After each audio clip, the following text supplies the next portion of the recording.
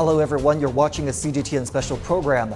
As today marks 1 full year since the United States and its allies ended 2 decades of military presence in Afghanistan.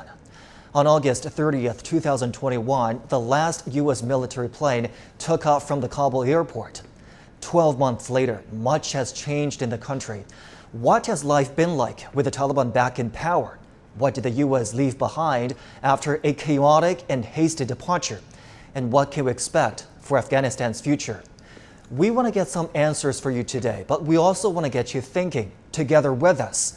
And to do that, I will rely on CGTN correspondents on the ground in Afghanistan and my guests who will join me later in the studio and online from Afghanistan. All right, let me begin by crossing live to CGTN's Zhou Jiaxing in the Afghan capital. With him are CGTN's Parviz Karakal and Hamza Momin Hakimi, an assistant professor of law and political science at Salam University. Jiaxing, great to see you today. You're part of a CGTN crew that has been traveling through the country these past few weeks, reporting on this important anniversary. Tell us what you found out, Jiaxing.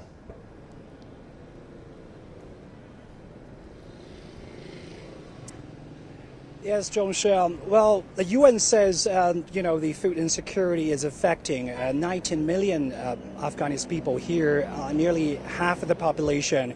And also many analysts say that the Afghan economy is in a free fall over the past year. But, you would get the economic and humanitarian crisis so real when you are here.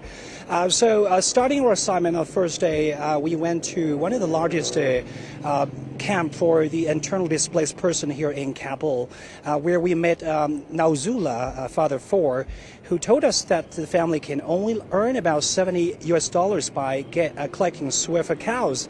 And that income is kind of the average level here shared by most of the people in Kabul.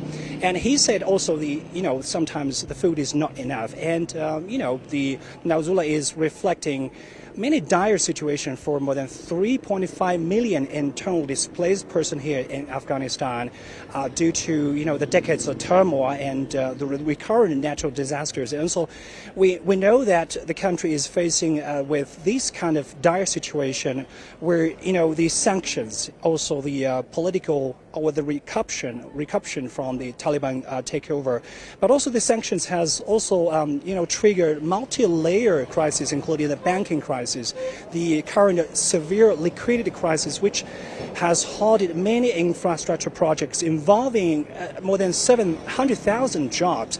So people here are simply losing their purchasing power because of the unemployment, and most of the people are living in dire straits. But these days, particularly in August, we have something to celebrate, as we know that the Taliban government just announced the national holiday for tomorrow, which marks the full withdrawal, the last air plan. So now joining me is our CGTN correspondent, Mr. Parviz, who would like to share us more about the public events that we can expect these days. Thank you for having me. Yes, just while the Ministry of the Labor and Social Affairs declared tomorrow, 31st, as a national holiday throughout Afghanistan, and definitely there will be a wide range of celebration from the current interim government official and from the public, and particularly in capital Kabul. We will see there will be like some poetry programs from the current interim government officials, as well. There will be some military exercises as well in different parts of the Kabul, and we will see some parade ceremony as well in the Kabul streets. As we see that from the last 1 week, the concerned authorities, they are installing the Taliban flags around the country, particularly in capital Kabul. Yeah. So as we see in the street, actually, we were expecting some of the public parades or those flying Taliban flags. But tomorrow we will expect a larger scale, right? But we haven't heard any official announcement, right?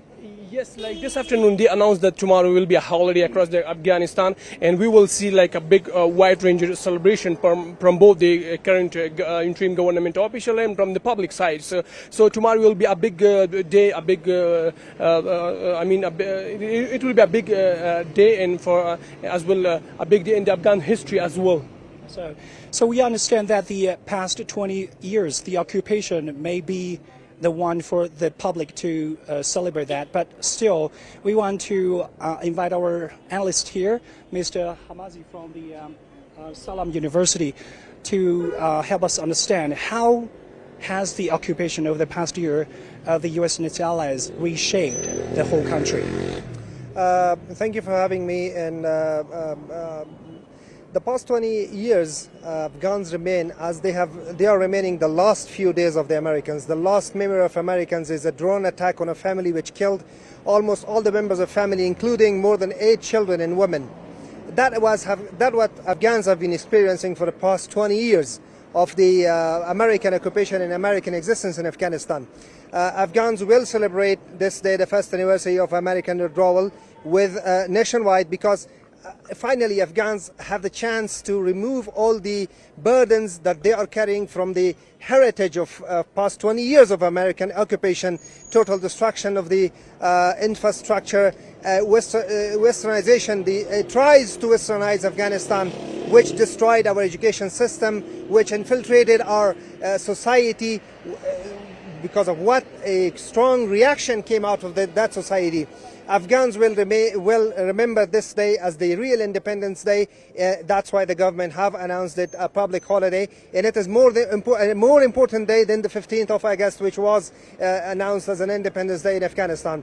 And Afghans will celebrate it because finally Afghans have a chance to be independent, to build their own relations and nation with the neighbors, to build their infrastructure, economic infrastructure, to turn into an economic hub and an economic connection place between the countries, to play their role in their natural environment in the country surrounding. Yeah.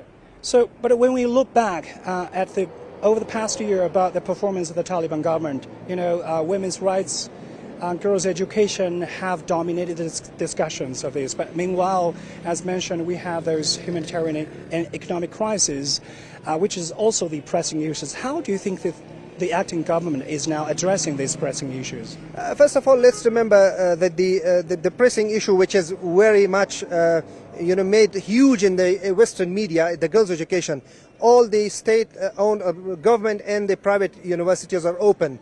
Women and men are attending there. Schools of the girls are open till 12th grade in more than 10 provinces in Herat and Balkh in northern provinces of Afghanistan. Only the school of girls after the grade 6 till grade 12 is closed in some provinces. So it is not that huge and that tense that the Western media is trying to make it.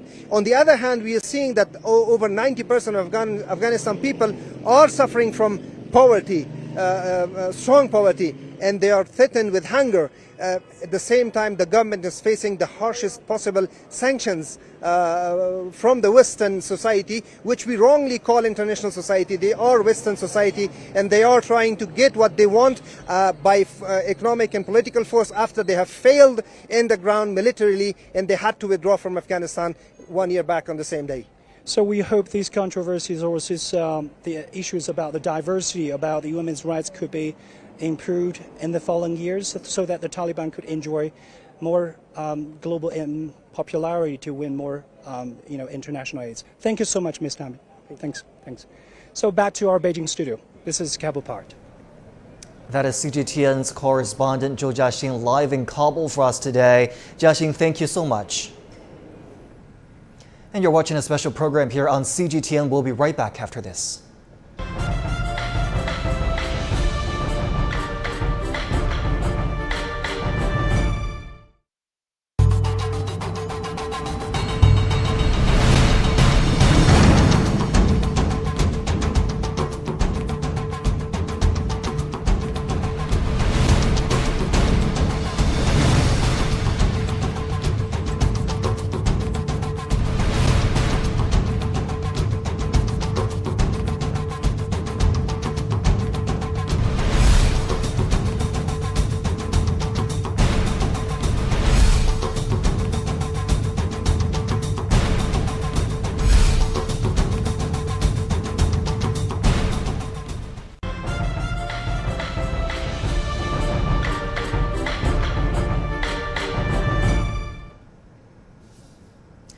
Welcome back. I want to kick off our discussion today by introducing to you my panel of guests here on our special program. Lailuma Nasiri, she's the co-founder and president of the Afghanistan Justice Organization based in Kabul, and also joining me in our studio, He Wenping, a research fellow at the Institute of West Asian and African Studies at the Chinese Academy of Social Sciences, and Einar Tangen, a political and economic affairs commentator. Ms. Nasiri, let me start with you. Thank you so much for joining me again on CGTN. You and I, we've been talking about some of these issues over the past days as we mark this very important anniversary. We've been talking about the changes that have taken place in Afghanistan, but also the many thorny issues, be they economical, be they social, cultural, or diplomatic, that still remain in Afghanistan 1 year after the U.S. troops pulled out. Let me first get your take on the Taliban's performance in the past year.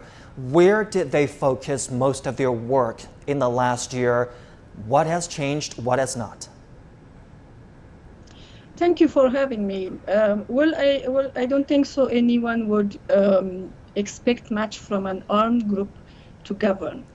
Taliban in the one past year were not able to govern.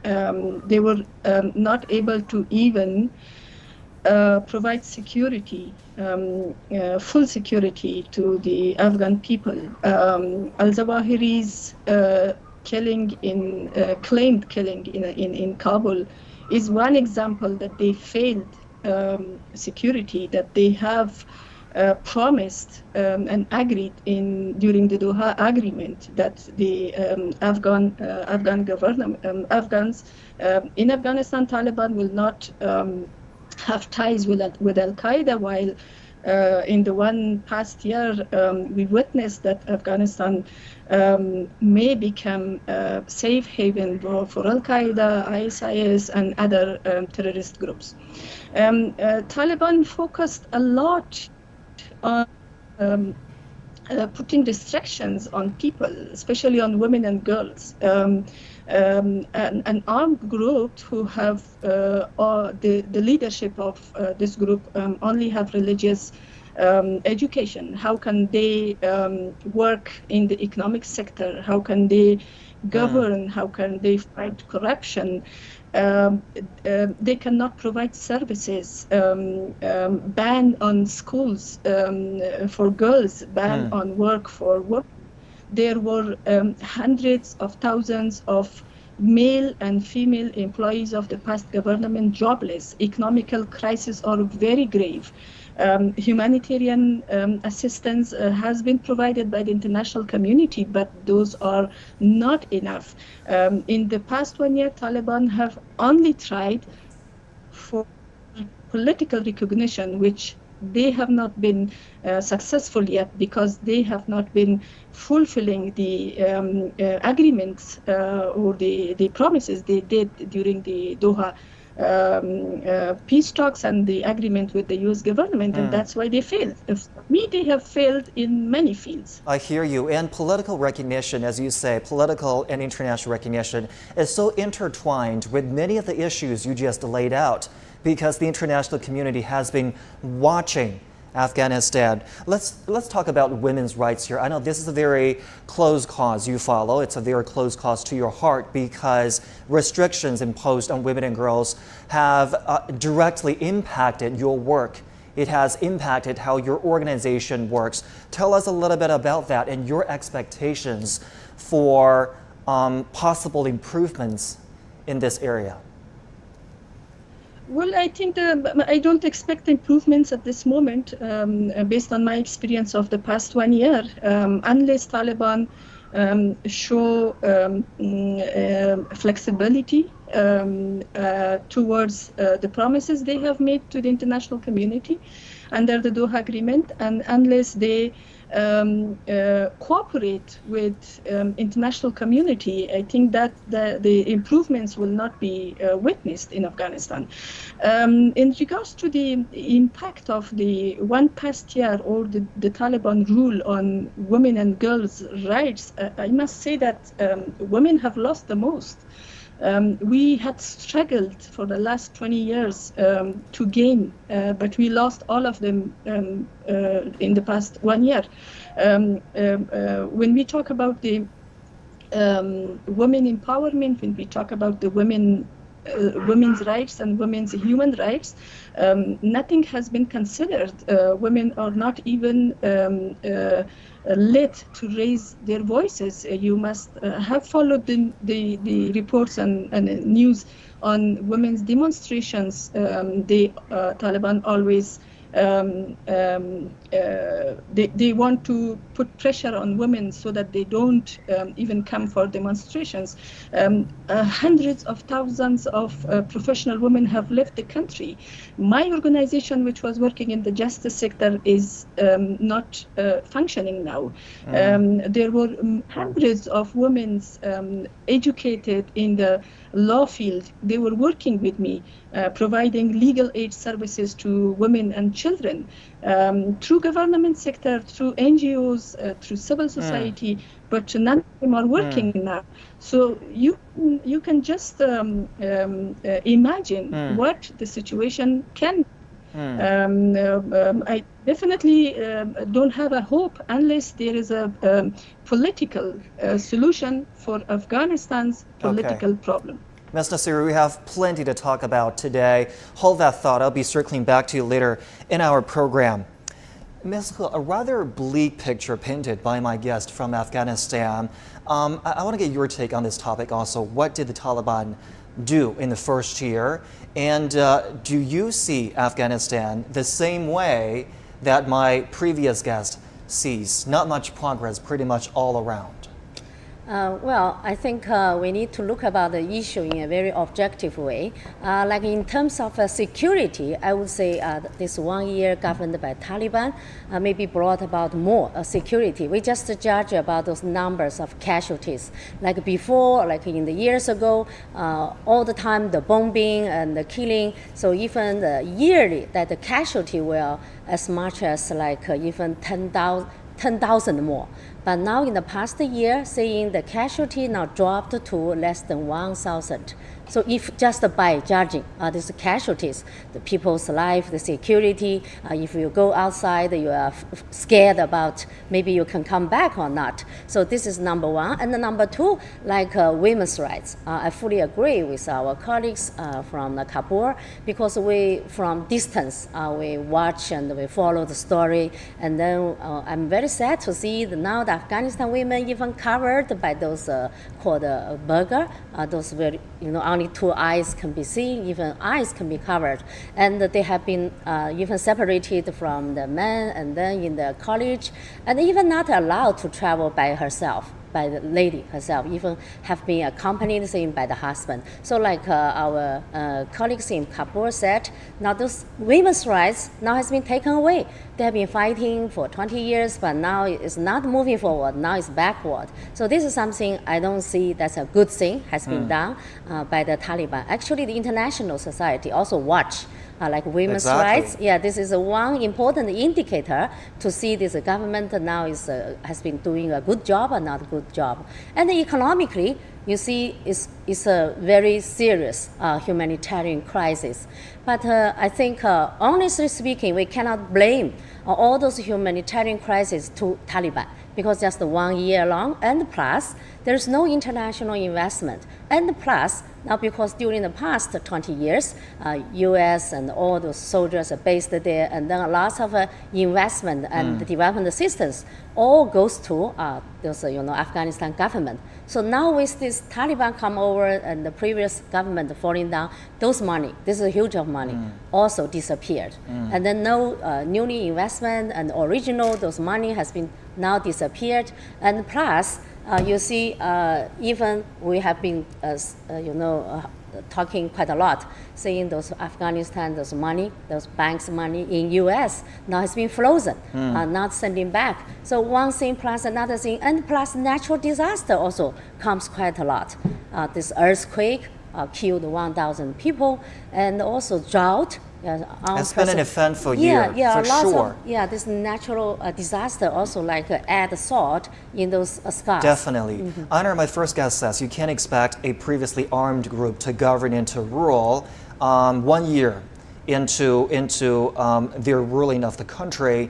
And they say, look at what's happened in Afghanistan past year proves that. Do you agree with that? And also the international community has been watching this. So if you don't do the women's issues rights, because the Taliban has made promises, it's not going to be a simple repeat of their rule back in the 90s. And this is what people see. Still many restrictions imposed on women and girls when it comes to education and employment.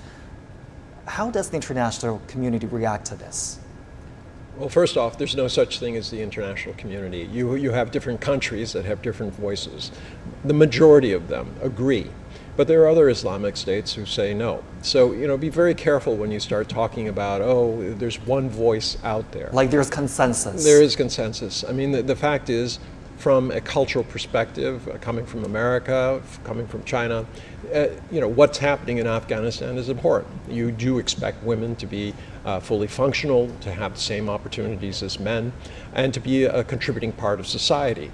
But this war was started by the U.S. We went in there to get one person, all right? As a result of that, we spent $2 trillion and 176,000 plus people died, all right?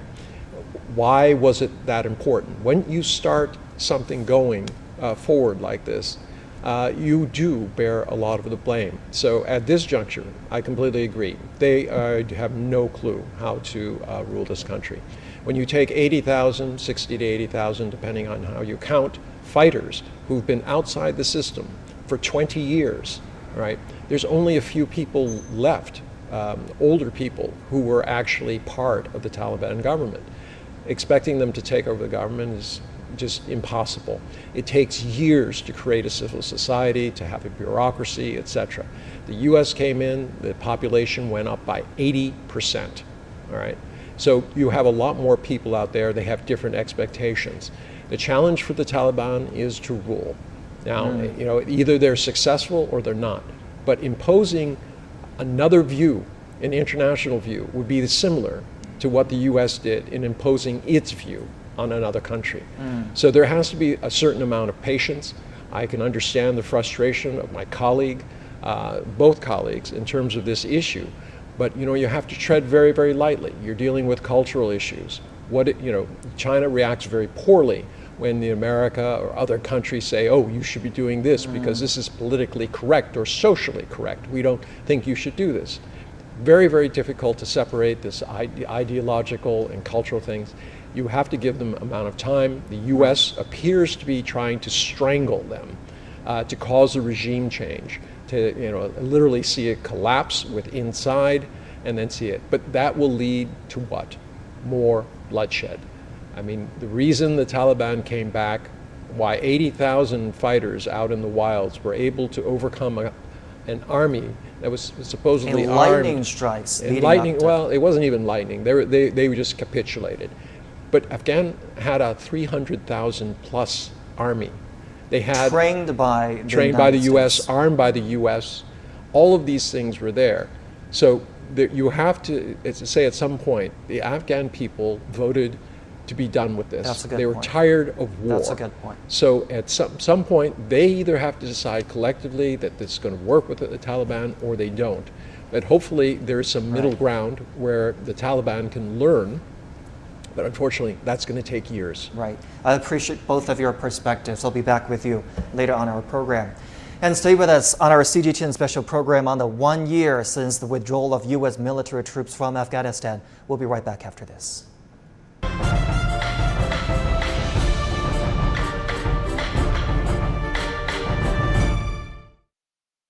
Our military mission in Afghanistan will conclude on August 31st.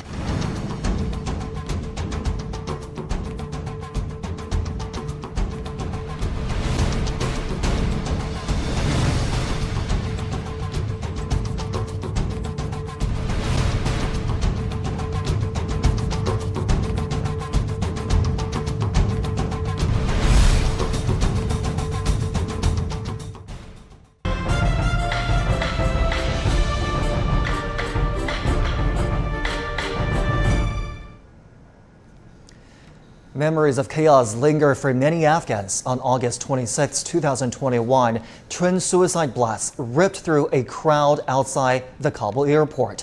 It left 170 civilians and 13 U.S. service members dead. ISKP, an affiliate of the Islamic State militant group, claimed responsibility for the blast. Families of the victims are seeking justice. Zimriala Abbasin joins me now from the Kabul airport. Zimriala, Kabul airport was in many ways a lifeline for those attempting to evacuate Afghanistan. We've all seen those heart-wrenching pictures of the Afghan people clinging to departing U.S. military planes. Walk us through what happened that day, August 26th last year. Hello, John. Well, that was a deadly day for the people of Afghanistan, especially during the evacuation operation right here in Kabul airport. It's the southern gate of Kabul airport where the explosion took place, the suicide attack was, and then aggressive shooting started at the same area. I went and talked with one of the victims' families, and the mourning still continues for them.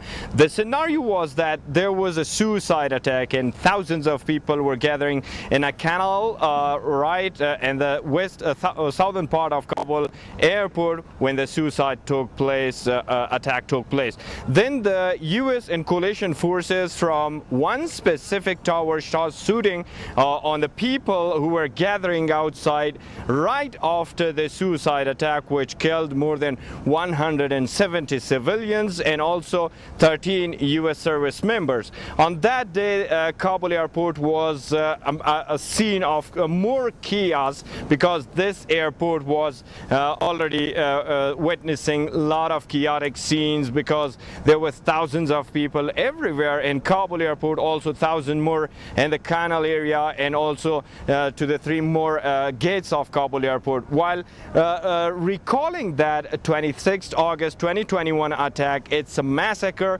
and of course from one side it was a suicide attack and from the other side it was aggressive shooting from the coalition forces right at the area from Ottawa. And after that, that was not the end of the scenario. There was another attack by the U.S. drone, which also killed 9 members of family, including a couple of children. And the U.S. at the beginning claimed that those were belong to the ISKP, an offshoot of the ISIL in country. But later on, it was very much clear that all of those are civilian. Those civilians are now evacuated either to the U.S. and some are waiting in UAE or Qatar to be evacuated by the U.S. forces. John Shea. It's only been just 1 year, but looking at the airport now, it's almost difficult to imagine all that bloodshed happened at that same location. Zimriala, 1 year on, how's the airport operating now? What about commercial flights? Yes, John Shaw, this is my third time that I've been in Kabul airport in August. I reported from here. As you can see, this is domestic terminal of Kabul airport right here at my right. It's international departure, 3 flights available, one to Kandahar and the second one to Herat province, and also an international flight to the UAE, and the passengers are going and coming back to the country. And I was talking with the employees of the Kabul airport and also authorities. Let's have a look. Our department has 35 people on staff. 9 of them are female and the rest are male. People can comfortably take their flights and return to the country. We're thankful. There is no need to worry. 2 big contracts regarding Kabul airport were signed. One of them is for ground handling services, and the second one is for the technical aspects of aviation security. A third contract for air traffic control operations is under negotiation. Well, Kabul airport, as you said, John Shea, witnessed a lot of chaotic moments. At the moment, it looks very normal. Some international and also to 3 other provinces, domestic flights continues. And as I've been here, so there are male and female employees working normally. And I was talking with Kabul airport authorities. They say they are all set for the international flights, and it should be done. There are still some issues with the aerial security, the radar system, which they say will soon be operating, but it will take time. As the U.S. and coalition forces were leaving Afghanistan, they destroyed everything. Almost 95% of the equipment, including the technical system, was totally ruined by the U.S. and coalition forces. And even there were thousands of cars and vehicles inside of Kabul airport, which were either shot or ruined by some other systems that when they were leaving. And I was also told that they put some hand grenades right here in some gates of Kabul airport. If it was pulled, it would be like several explosions. But the Taliban authorities at Kabul airport say they were able to control every single area, and now it's operating and all ready for domestic and international flights. John Shea, back to you. Zermayala live in Kabul for us today. Do stay with us here on a program. I'll be back with you later on the show. A CGTN think tank poll gathers online opinions in the aftermath of U.S. withdrawal from Afghanistan. More than 3,000 people from 24 countries took part in the survey. Nearly 70% believe that the U.S. did not achieve its counterterrorism goal and that the operation was a failure. Some 80% believe the war under the name of counterterrorism only worsened the situation. Since the Taliban returned to power, the U.S. has kept frozen around $7 billion of Afghan central bank assets, citing concerns they would be incorrectly used. 68% of the respondents think the U.S. should give back the funds. On reconstruction efforts, 76% agree with China's proposal of an Afghanistan-led and Afghan-owned reconstruction. CGTN reporter Chen Ziyuan is now live for us in Beijing. Ziyuan, many respondents to that poll say the war in Afghanistan was a complete failure for the U.S. What have you heard from the Chinese Foreign Ministry? So some of the leftover problems in Afghanistan include terrorism and poverty. This is also mentioned at the press briefing in the afternoon. So the question I asked was based on the recent poll that you just mentioned by CGTN think tank and also the Chinese Institute of Public Opinion at the Renmin University of China that survey people from 24 countries, include Afghanistan. So the result shows nearly 4 in 5 people in Afghanistan believe the U.S. war did not achieve its goal and was a completely failure. And I raised this question to spokesman Zhao Lijian, and Zhao refers back to some of the data in the poll. He says it shows that more than 50% of Afghan people think their country is worse than before and they are poorer than in 2001. He has called on the U.S. to take responsibility for the mess. And let's take a listen to how the Foreign Ministry has responded to my question. According to recent figures from the UN Humanitarian Affairs Office, 25 million Afghans are trapped in poverty. As of June 15th this year, at least 59% of the population were in need of aid. That number is up 6 million from the beginning of 2021. The United States is to blame for all of this. It should seriously respond to the strong calls of the Afghan people and the international community and immediately return the assets of Afghanistan's central bank. Well, Martin Griffith, who is the Under Secretary General for Humanitarian Affairs at the United Nations, he says during an interview with CGTN that economic shocks, the impact of natural disaster, and the rollback of women's and children's rights are the major aspects needed to be worked on. And Zhao calls on the U.S. to return the $7 billion assets of the Afghan central bank and take responsibility to help people in Afghanistan recover from their wounds and scars from the war. Back to you in the studio, Zhongshi.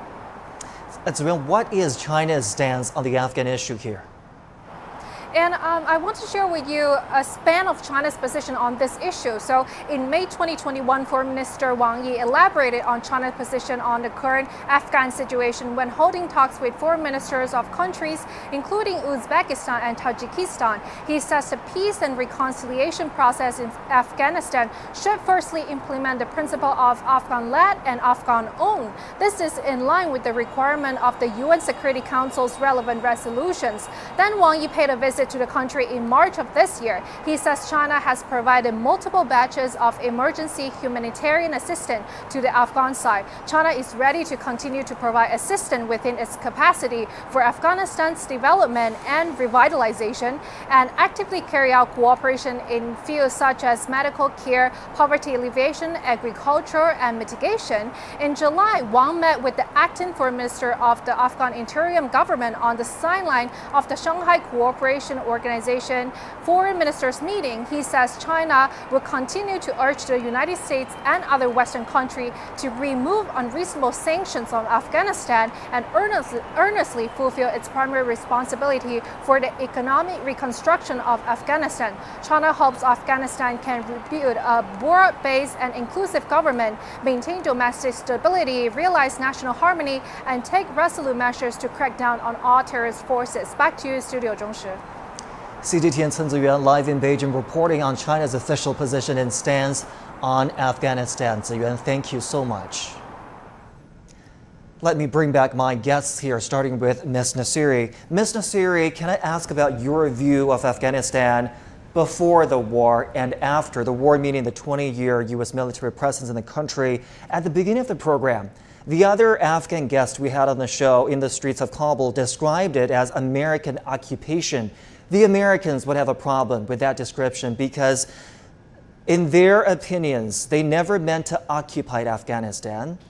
It was not their goal, and they did not end up occupying the country. What do you make of the U.S. presence in the country in the 20-year time span? Well, I think the U.S. led intervention in Afghanistan, the armed intervention in Afghanistan, just like the withdrawal, was not well planned. And of course, not well executed. You know that, and everyone knows that war and development cannot go along. Afghanistan in the last 20 years was actually in conflict. It was like when Osama was killed in Pakistan, I think it was a mistake to intervene in Afghanistan and in a state to pursue terrorism. The U.S.-led efforts should have gone to Pakistan instead, because Osama was killed there. It was Pakistan who was supporting insurgency in Afghanistan in the last 20 years continuously. I think they, as others also expressed their views, it was a failure. It was definitely a failure. For the purpose the U.S. came in Afghanistan, that continued pursuit of terrorism, but it was actually not, as I mentioned before, not well planned, because the pursuit of terrorism did not end. It was continued for 20 years, but the terrorism bloomed. In fact, ISIS intervened in Afghanistan in presence of Taliban as terrorist group and 21 more terrorist groups in Afghanistan. So of course it was a failure, but the U.S. also pledged development work and supported the people of Afghanistan along with other partners at the international community. As I mentioned before, there were billions of dollars spent in Afghanistan on development efforts, but none were effective as much as it should have been, because simultaneously there was a continued war. Okay, hold that thought. That's a good topic. We'll come back to it. Anna, let me ask us about something you touched upon just now. The U.S. spent more than $2 trillion on the war in Afghanistan. They went in for one man, ended up staying for 20 years and spending that massive sum of money. How does Washington justify that kind of spending in retrospect? Simply American exceptionalism, this idea that America is the guardian of the world, the policeman of the world, and that even though they were going in after one man, once they were there, they decided to do nation building. First it was regime change, then it was nation building. But the problem is you cannot take your ideas of what is fair, what is culturally acceptable, etc., and impose them on another country. It just hasn't worked. So at this juncture, it is, I agree, a massive failure. Right now, you see the U.S. trying to ignore it. One effort was to designate half of that $7 billion to quote the victims of 9/11. Well, it wasn't Afghanistan who was at fault there. Yes, they sheltered Osama bin Laden, but if you want to find somebody at fault, you would say, well, the majority of them were from Saudi Arabia, but they're not putting sanctions against Saudi Arabia. This was a nonsensical way of trying to divert attention from a massive failure politically, economically, and security-wise. I agree with what my colleague has said. Afghan became a haven for terrorist groups, and the Taliban didn't, quote, welcome them in, but they needed more allies, they needed more troops, so they were willing to accept them. And that is created an aftermath where it's very difficult for them, having accepted help from these terrorist groups in the form of men, arms, money, to simply say, now get out and go where, all right? So it's a very, very situation with a lot of nuances, but it all started with this idea that you could be a cowboy, walk into a country, destroy its government, and rebuild it in the image of whatever it is you thought they should be. Ms. He here, did Afghanistan once again become a new safe haven for terrorists? Obviously, the lingering economic and social problems make the Afghan people more vulnerable to the influence of terrorist organizations, and we did see the rise in terrorist activities in the months leading up to the pullout of U.S. troops already. Then think about what happened at the Kabul airport. Think about the ISIS case, spate of attacks on Afghanistan months after the Kabul airport issue. What is the state of terrorism in Afghanistan right now? Well, I think all we have heard, those chaos, withdrawal of American troops, and also the massive failure of all those 20 years occupation by American troops, all leads to one, I think, the crucial question. That is, in order to kill so-called terrorist group, you have to, build up this economic development. Without this economic development, and you can see all the time, these terrorist groups were not, rooted out, because they can always find there those recruiting, those poor, even the small kids saying, "You join me," and I give you some, even candy, and then they join, no matter what kind of belief or what kind of talking. So those are another issue. So that is why I think now we have seen a lot of humanitarian crisis, and then I'm worried about, even though Taliban said I will, cut off with any links with those terrorist groups, but eventually we have seen also this remain there. One proof is recently U.S. government saying they have been killed another Al-Qaeda or this Islamic State, the biggest leader, where in Afghanistan. So which means they are still hiding in this country. So how can we explain that? So I read some commentator, they are saying this issue itself proves now the Afghanistan remain maybe as the haven for all kinds of terrorists. All right, thank you so much. Do stay with me here on our program. We're heading for a short break. Still more to come after this.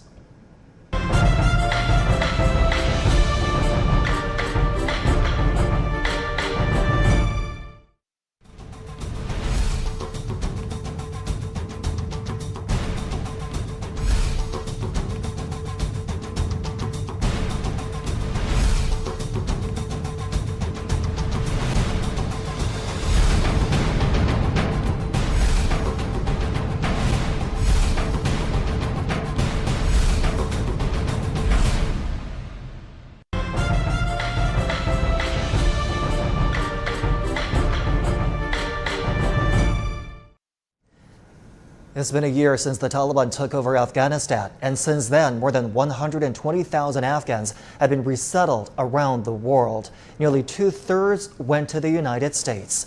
While relieved to escape, the refugees are also confronted with the challenge of adapting to a new life and a radically different culture. CGTN's Mark New has more from the U.S. state of California. In the Northern California city of Fremont is a district nicknamed Little Kabul. The cuisine and culture are comforting sights for one of the most concentrated populations of Afghan refugees in the country. While Little Kabul in Fremont, California offers many reminders of their homeland, Afghan new arrivals still need plenty of help. One of those places providing the help is the Afghan Coalition. Executive Director Rona Popal estimates in the past year more than 1,500 Afghan families have resettled in the San Francisco Bay Area. It's very hard, coming from a war-torn country, coming from another culture. We have a lot of these professionals, as a doctor, as a nurse, as a IT, the computer IT, but unfortunately they're not going to get the same jobs. Their schools, classes are not being accepted here. They have to start from zero. Having arrived in California last October, Mohammed Anwar Batash is building a new life for his wife and 3 young children. In Afghanistan, the well-educated 28-year-old was a representative at the Ministry of Interior Affairs. Today, he's working one job as a security guard and another as a DoorDash food delivery driver. I'm working 17 to 18 hours a day. I was able to save enough money to buy a car. And one of the most important things is rent, so I work a lot. I also need to take my kids to school, pick them up, back and forth, while helping friends and family. Sometimes I don't sleep. How a landlord can give them or trust them to give them a place to do contract. So this is the biggest problem right now they are having. Batash has found a place, but it's pricey, $2,800 a month for a 2-bedroom apartment.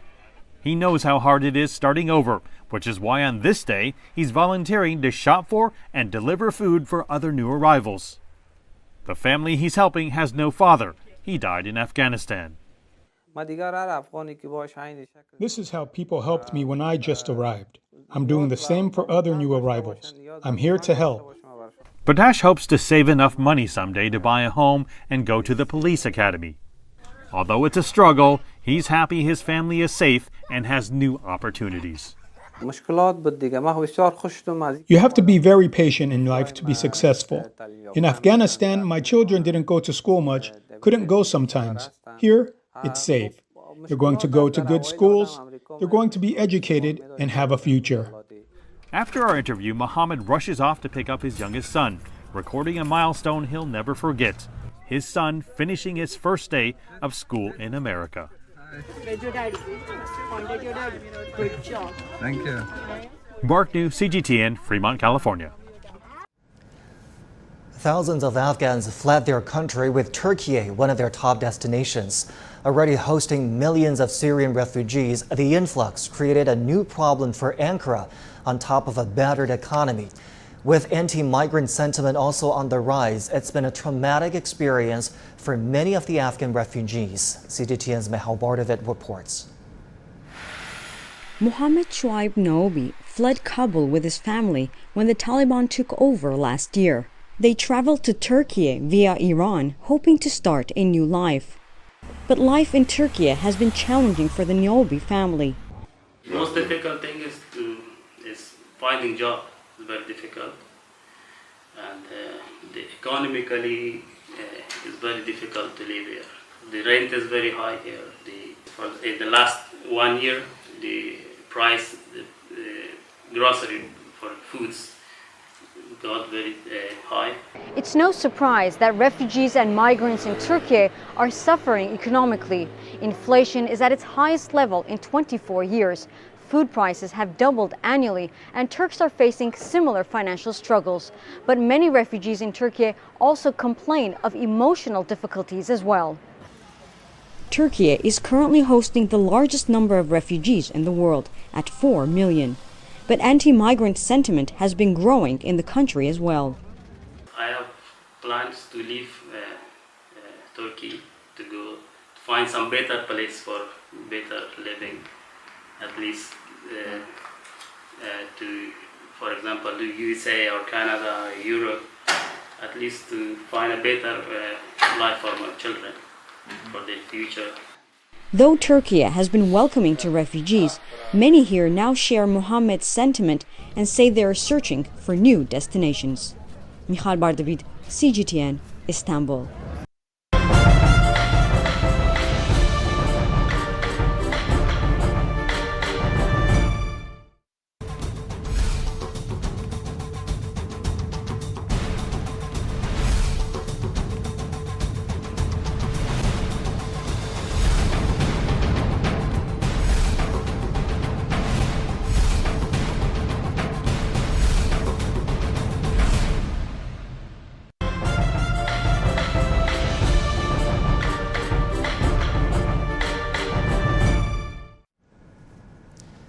Despite returning to power, the Taliban are yet to secure international legitimacy for their government as they work to address an increasing economic and humanitarian crisis.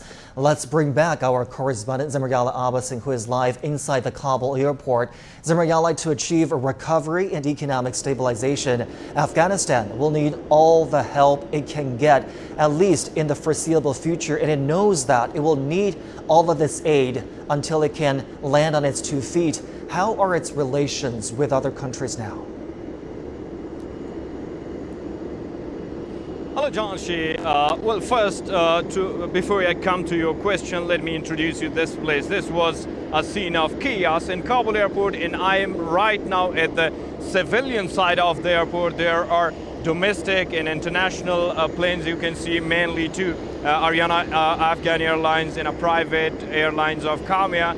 And this one is the military side of Kabul airport, as you can see, and that's exactly the same spot where there were the cargo and military plane of the US and coalition forces last year in August during the evacuation process. And all the scenes, like thousands of people were sleeping right here, no foods, no water, no communication, but they were suffering. And coming up to your question, the international organization have been operating in the country. I am seeing right now a plane of the WFP, which just minutes ago arrived here at Kabul airport. They are transporting their staff and employees, and also food and shelter, other aid and emergency assistance to the needy people. Yet the situation is getting worse in the country and humanitarian needs are higher. I talked with the UNHCR representative in Kabul, and that's what he told me. Zimriyala, I don't think we have time for that, but we do appreciate that look inside the Kabul airport. Thank you so much for your reporting, as always. Let me come back to my guests here. Ms. Nasuri, we're nearing the end of our program, so I'm going to briefly ask you about the future of Afghanistan. If you can be brief as well, I'll appreciate that. I know you've said that you don't expect any improvement on women's rights anytime soon.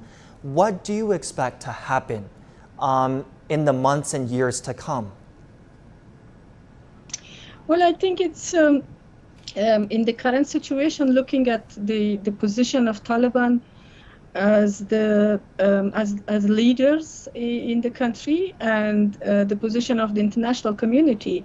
I don't think there is improvement, because Taliban do not show flexibility, and the international community, because of their promises made under the Doha agreement, they also do not change their position to get along with the Taliban or have more engagement, political engagement or diplomatic engagement with the Taliban. And that's why the political recognition at the international level is pending.